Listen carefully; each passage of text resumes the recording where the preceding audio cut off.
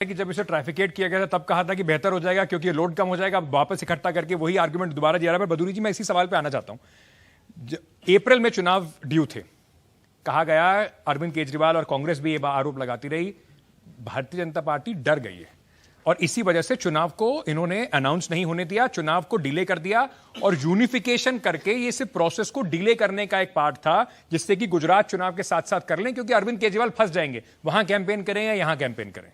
देखो, ये अपोजिशन की अपनी कंपल्सन्स हो सकती हैं। पहले तो मैं इस बात को आपकी को बिल्कुल कंडेम करूंगा, आई एम सॉरी, कि एमसीडी में सड़क में किसी से भी पूछ लीजिए आप, करप्ट बॉडी है। एमसीडी जब बच्चा पैदा होता है, जन्म लेता है, तब से एमसीडी की जिम्मेवारी प्रारंभ हो जाती है। एमसीडी के बर्थ सर्टिफिकेट से लेकर और कभी बच्चे को अपने पिता या अपने पूर्वज की संपत्ति के अधिकार के लिए डेथ सर्टिफिकेट चाहिए, वो अगर आदमी ले रहा हो, या जो प्राइमा फेसी जो भी एमसीडी के स्कूल चल रहे हैं, मिड डे मील से लेकर एमसीडी के स्कूल में पढ़ाई हो रही है, एमसीडी की डिस्पेंसरी काम कर रही है, उनमें कोई एक गरीब आदमी एमसीडी की डिस्पेंसरी में आता है, वो मैक्स में नहीं जा सकता। एमसीडी में बताया कि डिस्पेंसरी में दवाई दी जाती है, कभी किसी गरीब पेशेंट से टेस्ट के कभी कोई एक आदमी लाके दिखा दो। केजरीवाल ने बड़ी कोशिश की। आप किसी भी वार्ड में चले जाइए, लोग कहेंगे लेंटर डालने का पैसा अगर सबसे पहले आता है तो वो एमसीडी वाले लेने आ जाते हैं। कहीं पर कोई बाहर एक किसी का छज्जा बना होता है, उस पर एमसीडी वाले आ जाते हैं। इन बातों पर लोग जरूर से खफा रहते हैं। हाँ, बिल्कुल खफा, ठीक रहते हैं ना खफा। ये राज्य सरकार की ड्यूटी है कि स्टेट के अंदर जब तक उसी भी कॉलोनी को वो अप्रूव नहीं करेंगे, उनके नक्शे पास नहीं करेंगे, एमसीडी को अधिकार नहीं देंगे। कौन नहीं कर रहा? स्टेट गवर्नमेंट नहीं कर रही। स्टेट गवर्नमेंट को कॉलोनी को अप्रूव करने के लिए सर्वे करके उस कॉलोनी की सारी फैसिलिटीज कोर्ट के अनुसार, यहाँ पर सीवर डल सकता है, सड़कें बन सकती हैं।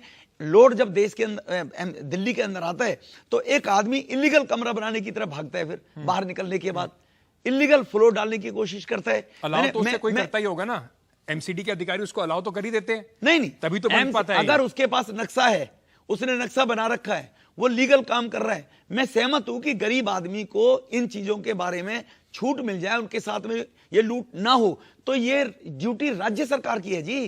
राज्य सरकार उस कॉलोनी को अप्रूव करने के बाद और मंजूरी दे कि इतने लिमिट तक का एमसीडी नक्शा पास बनाकर उसको दे दे। मैं आपको ये आपके चैनल पे पब्लिकली मैं कह रहा हूं, मैं जहां से एमएलए रहा 3 बार, वह अनियमित कॉलोनी है चाहे कोई भी कॉलोनी है, कोई व्यक्ति अपना घर बनाने का अगर किसी ने आज तक पैसा वो दो, आपके चैनल पे, नेशनल चैनल पे बोल रहा हूं, मैं 10 टाइम्स दूंगा। प्रहलादपुर मेरे कॉन्सर्ट थे, दीपक जैन, नीरज गुप्ता, राजपाल पोशवाल, तुगलकाबाद गांव, विश्वकर्मा कॉलोनी, आज तक मैं मंच पे सरेआम खड़े होकर कहता हूं। ठीक है, तो इसीलिए इस पर आप क्या कहेंगे? इस पर आप क्या कहेंगे जो आरोप आप पे लग रहा है कि डिले इसलिए कराया गया चुनाव क्योंकि बीजेपी की शायद स्थिति जो थी, अब मैं वहीं आ रहा हूं, वो ठीक नहीं थी। अभी मैं वहीं आ रहा हूं। केजरीवाल साहब को दिल्ली फाइनेंस कमीशन के माध्यम से जब निकाय बना, जब नेशनल कैपिटल टेरिटरी एक्ट बना था, तो तय हुआ कि निगम चलाने के लिए पैसा कहां से आएगा।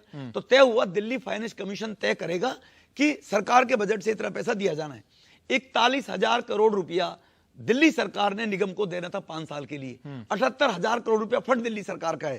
केजरीवाल साहब ने अपनी विधानसभा में प्रस्ताव पास किया कि नहीं, हम तो 41 नहीं देंगे, हम तो 27 केवल करोड़ रुपए, इनको 27,000 करोड़ रुपए देंगे। दिल्ली विधानसभा में प्रस्ताव पास करने के बाद केजरीवाल साहब ने पैसा कितना दिया? 6,000 करोड़ रुपया। 5 साल में हमारा हक है जी, वो दिल्ली की जनता का दिया हुआ टैक्स का पैसा है केजरीवाल साहब के पास। और केजरीवाल साहब आपको दुश्मनी है भाजपा से है।